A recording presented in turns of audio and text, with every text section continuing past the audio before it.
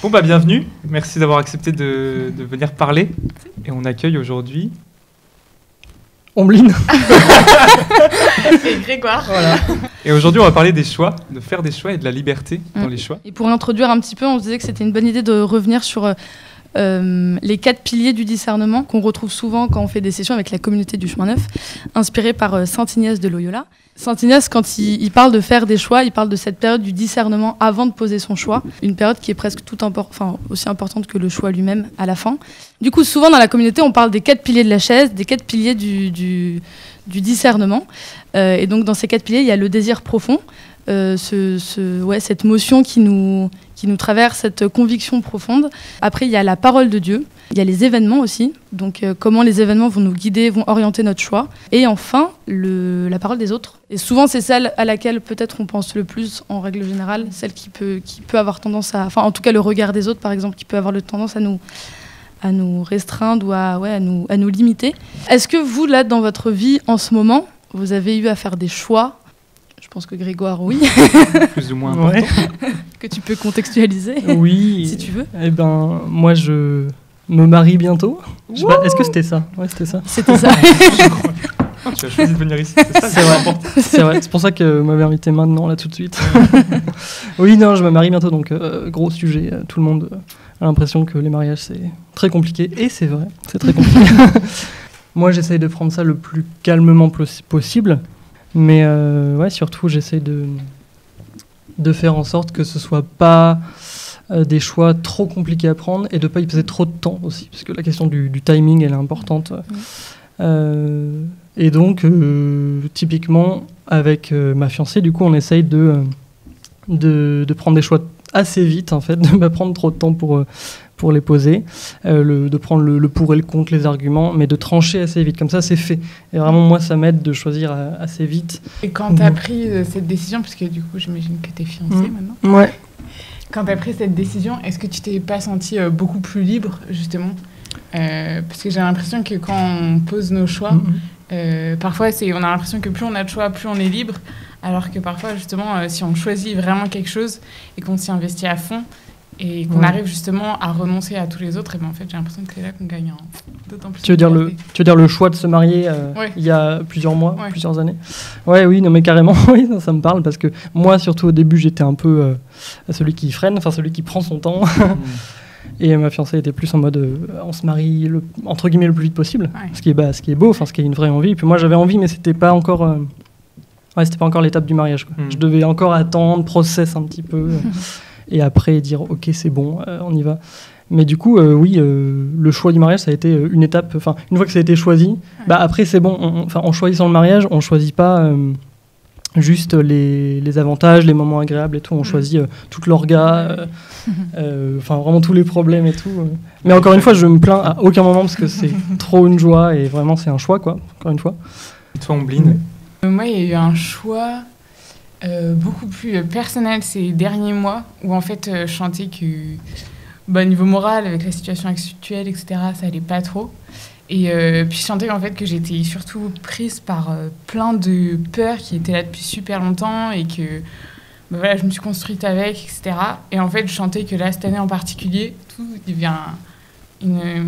était condensé et du coup c'était un peu dur à vivre et en fait je me suis vraiment retrouvée un jour durant une soirée d'adoration et me dire ok en fait là Ombline est-ce que tu as envie de changer, est-ce que tu as envie de te saisir de toutes les opportunités qu'on te donne etc et de renoncer à toutes tes vieilles peurs etc et je vous avoue que le choix était un peu rude parce qu'en fait tu te dis ok en fait je renonce à toutes ces vieilles habitudes que j'avais prises, etc., qui prenaient beaucoup trop de place, et de me dire, ok, non, là, en fait, je décide de choisir justement la liberté, d'arrêter d'être complètement sous l'emprise de toutes ces peurs, et de me dire, ok, même si c'est complètement inhabituel, et que j'ai pas l'habitude de faire ça, et que ça va être nouveau et inconfortable, et ok, je décide de grandir, et de choisir de faire des choses autrement, et d'essayer de plus croire à toutes les pensées qu'on nous inculque, etc. C'est marrant parce que j'ai l'impression que quand on a un choix à faire, c'est qu'en fait, on a la liberté de choisir entre plusieurs possibilités. Et à la fois, c'est aussi ce qui nous fait hyper peur. C'est de se retrouver face à... en tout cas, je parlais plus pour moi, mais d'avoir le choix C'est que je me dis, mais du coup, si je choisis ça, en fait, je peux perdre une possibilité, je peux m'enfermer. Choisir, c'est renoncer. Choisir, c'est renoncer, tout à fait. Parce qu'on l'a entendu. Ça. Mais qu'est-ce que c'est dur. Mais qu'est-ce que c'est vrai. C'est vrai. Ouais, c'est hyper vrai. Et je pense que, dans le choix des études, dans le choix, dans le mariage, en fait, de se dire, est-ce que c'est la bonne personne, est-ce que c'est vraiment ça, Donc ouais, je trouve que c'est marrant s'il y a un peu ce paradoxe entre la liberté face à laquelle on est quand on doit faire un choix, et en même temps et en fait souvent ce qui nous enferme le plus, c'est quand même nous, je pense, et justement ce que tu disais sur les peurs. Moi j'ai tendance à beaucoup me projeter, et beaucoup trop, et du coup et c'est un peu un apprentissage de ces derniers mois, ces dernières années, mais de me laisser aussi porter par les événements et de pas tout de suite mettre la main ou de vouloir absolument maîtriser tout ce qui va se passer dans les prochaines étapes. Moi, mes choix, ils ont besoin de simplicité parce que c'est comme ça que j'arrive à les faire, en fait. Et s'il n'y a pas de simplicité, c'est trop compliqué une situation. Si je me torture l'esprit, c'est que vraiment, c'est pas le moment et c'est même pas le sujet. Je le laisse de côté, je me dis, ça c'est trop compliqué, on verra plus tard. Il y a une parole de la Bible, moi, qui me parle pas mal par rapport à ça. Je ne sais plus la référence, mais il y a un temps pour tout. Ecclésiaste. Ecclésiaste 3. Ouais, je me souviens.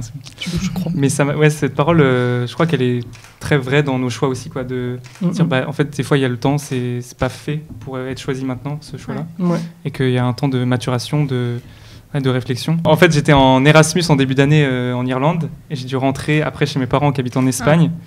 Et en gros, il y avait la question du choix de qu'est-ce que je fais en janvier ? Est-ce que je repars en Irlande ? Ou est-ce que je rentre à Lyon et je reprends mes études à Lyon ? Et ça me prenait la tête pendant tout le mois de novembre, alors qu'en fait, c'était dans 2 mois, quoi. Et avec le Covid, c'était impossible de prendre ce choix. Et j'ai reçu cette parole qu'il y a un temps pour tout.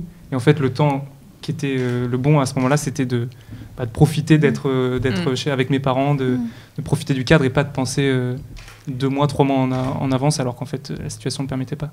Mais c'était intéressant ce que tu disais justement sur le besoin aussi de mettre un temps, enfin de mettre en tout cas une deadline un peu à ces choix. Carrément. Parce que sinon, en fait, le choix, pour le mariage, mais en fait pour quand même pas mal de choses, la procrastination dans le choix. Puis ça t'engage, c'est ça, ça te demande de t'engager, de t'investir dans tel ou tel domaine. Et donc le besoin, mettre une deadline dans ce temps de discernement, c'est, je pense, hyper important. Oui. Et moi, j'ai été bloqué par d'autres questionnements pour parler d'autre chose que du mariage. Quand j'étais à Toulouse, bref, peu importe, un choix de stage qui m'aurait amené potentiellement vers des CDD renouvelés, puis des CDI, enfin bref. Mais c'était un truc je sentais que j'avais pas envie de le faire. Et j'ai fait un stage là-bas, 2 semaines. C'était bien, c'était intense, mais c'était bien. Instructif, ouais, mais c'était pas mon désir profond de faire ça à la chaîne. Et du coup, il y a un moment où on m'a proposé de revenir parce que j'avais été relativement bon pour revenir me former, pour faire des remplacements, pour faire des CDD, etc. Mais j'ai mis des mois à choisir parce qu'en fait, au fond, je voulais pas le faire, ce truc-là. Et en même temps, j'avais la peur du coup lâcher cette opportunité. Dire si je lâche ça, j'aurai sûrement plus rien après. Mais c'est pas vrai en fait. Pour rebondir sur ce que tu dis, il y a un truc où justement quand on veut faire ce choix et qu'on ne sait pas si on lâche quelque chose, on ne sait pas ce qu'il y aura après, etc. C'est aussi notre volonté de contrôler qui est hyper forte, surtout actuellement. On nous dit plus tu contrôles, plus tu as toutes les possibilités, plus tu as tout, plus tu seras heureux, alors qu'en fait clairement la réalité c'est pas ça. Et de contrôler et d'essayer d'avoir cette mainmise un peu sur tout, d'essayer de dominer son avenir, son passé, son présent, tout. En fait, ça laisse plus aucune place au vrai moment présent, ça laisse plus aucune place à Dieu, moi je trouve, et ça nous laisse plus du tout de liberté parce que on va essayer de tout anticiper et de tout prévoir. Et du coup, en fait, les choses qui vont se mettre face à nous de façon inopinée et de façon plus spontanée, en fait, on ne sera même pas capable de les voir parce qu'on aura cette volonté de tout contrôler. Même si ça a beau nous rassurer, en fait, parfois, c'est bien de un peu lâcher cette sécurité. Justement, là, tu parlais de la place de Dieu, un peu qui, quand on a envie de tout contrôler, du coup, on lui laisse moins de place. Est-ce que vous arrivez, vous, justement, à inverser cette tendance et à se dire, OK, là, cette fois, je te fais confiance, on y va ensemble et puis on verra, et pas ce truc de je choisis seul, je m'en sors tout seul Moi je trouve que le choix avec Dieu c'est aussi un saut dans l'inconnu, mais c'est sain parce que on a besoin aussi de pas tout le temps choisir nous-mêmes tout seul. Alors du coup il y a les autres aussi qui rentrent dans l'équation, mais Dieu, si on est croyant, ou une autre croyance, etc., si on en a d'autres. C'est important aussi parce que ça donne du recul. Ce qui est traître un peu parfois, c'est que les choses qu'on contrôle le plus, parfois on se rend pas compte qu'on les contrôle et que du coup on laisse pas de place à Dieu là-dedans. Et parfois on a beau avoir tous nos projets en étant convaincu que le Seigneur approuve tout ça, mais on est tellement convaincu dans notre truc qu'on en oublie complètement le Seigneur et qu'on reste dans notre truc. Et le jour où ce projet nous est enlevé, en fait, on est complètement déstabilisé et on perd complètement pied. Et on a ce truc où on se met à râler envers Dieu en disant « Mais punaise, ça c'était trop génial, ça me correspondait trop bien, machin. » Et en fait, ça se passe pas comme on veut. Bah ouais, mais justement, ça se passe pas comme on veut parce que parfois, c'est bien que ce soit comme le Seigneur veut et pas comme on veut. Et en fait, moi, je crois que c'est pour nous amener à quelque chose de beaucoup plus divin où la gloire de Dieu pourra bien plus passer que notre petite gloire. Et ça, faut qu'on arrête. Ces derniers mois, un choix que j'ai dû faire, c'était sur le lieu de mon stage. Un truc qui me faisait peur sur le moment, c'était de me dire que le Seigneur, il pouvait m'envoyer dans un lieu que je voulais pas. Et après coup, je me suis dit, et en parlant un peu en accompagnement, mais en fait, mon accompagnatrice, elle me disait, mais en fait, Dieu, il fait pas sans toi, il fait avec toi, avec ton désir. Et justement, les 4 piliers du discernement, ils sont là, ils ont chacun leur importance. Et ton désir profond, c'est presque ce qui va lancer un peu ton choix, c'est un peu ce qui va orienter ton choix. Et après, les événements, le regard des autres, la parole des autres, c'est ce qui va venir confirmer. Et la parole de Dieu, encore plus, je pense, je le distingue un petit peu des deux. Oui, mais t'as rien qui va te détourner de ton désir profond. Ouais, c'est ça. Si tu pars avec un truc, t'as envie de faire telle chose carrément. dans la vie, il n'y a rien qui va te dire, ni Dieu, ni personne qui va te dire non, surtout pas ça. Mais c'est vrai que dans les choix, surtout au niveau de la vocation, il y a toujours on oublie un peu ce désir profond des fois. Et qu'il y a toujours ce truc de l'appel, en fait, c'est Dieu qui va vouloir m'appeler comme prêtre souvent, ou religieuse. Et que du coup, il n'écoute pas ton désir et il va t'appeler et va dire tu vas devenir prêtre. Non, en fait, il fait avec toi aussi. Et quand tu le comprends, en fait, tu te dis mais je suis hyper libre de choisir ce que je veux. Enfin, si j'ai envie d'être père de famille, d'être mère de famille, Dieu il va pas me dire non, tu seras prêtre, tu seras religieuse. Mais après, bien souvent, le problème, c'est qu'on ne sait plus écouter ce désir parce qu'on laisse tellement de place à ce que nous dit la société, à ce que nous disent les autres, à ce que les autres veulent pour nous, par rapport à l'image qu'on renvoie, etc. Et en fait, de savoir vraiment écouter ce qu'on a au plus profond de soi, ça aussi, je trouve ça hyper dur, quoi. Et de se dire, ok, là, en fait, vraiment, de quoi j'ai besoin, de quoi j'ai envie, qu'est-ce qui me stimule, qu'est-ce qui me met dans la joie, dans la paix. Et parfois, pétard, qu'est-ce que c'est dur d'entendre ça, alors. À quel point vous accordez de l'importance au regard des autres ou à la parole des autres quand vous devez faire un choix? Non, c'est bon. Bien, ça. Je pense qu'on doit bien pondérer, pour utiliser un mot un peu compliqué, le regard de différentes personnes autour de nous. C'est-à-dire que la personne est peut-être très gentille, mais c'est une mauvaise influence pour mon choix. Et ça, franchement, moi, ça m'a sauvé la vie plein de fois de ne pas hésiter à bien faire gaffe à qui me donne son avis et pourquoi et comment, à quel point il ou elle connaît mon sujet.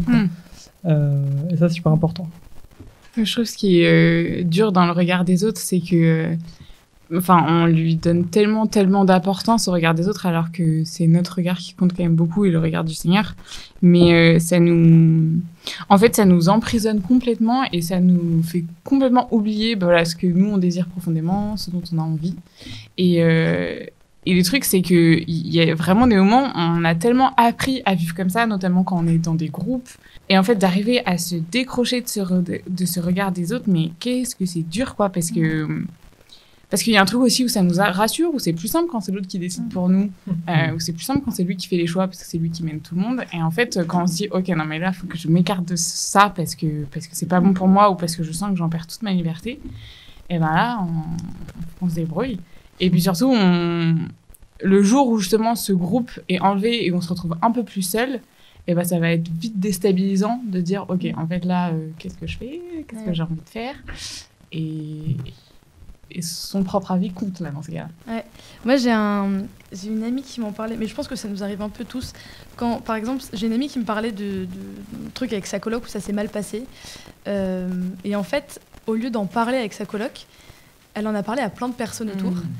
Et en fait il y a un moment où sa coloc a surpris une conversation où elle crachait sur elle.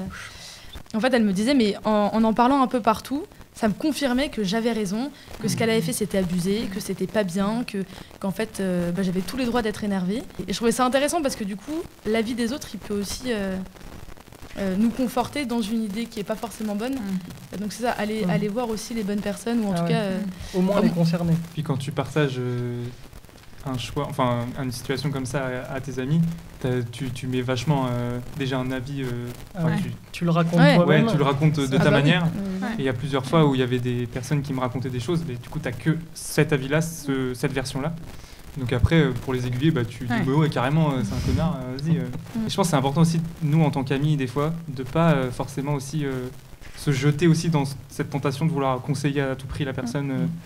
Ou la conforter, quoi. Ou la conforter dans ces choses qui sont pas toujours bonnes, quoi. Cette société-là où c'est un petit peu un apprentissage de comment on doit réagir quand les gens nous parlent d'un sujet qui est parfois lourd, qu'est-ce qu'on doit leur répondre. Mais en fait, il y a des moments où on n'a pas à donner d'avis, on doit juste écouter. Et moi, je m'en suis rendu compte plein de fois dans ma vie. Premier épisode, l'écoute, c'est vrai. Mais je le redis parce qu'en fait, dans les choix, c'est super important.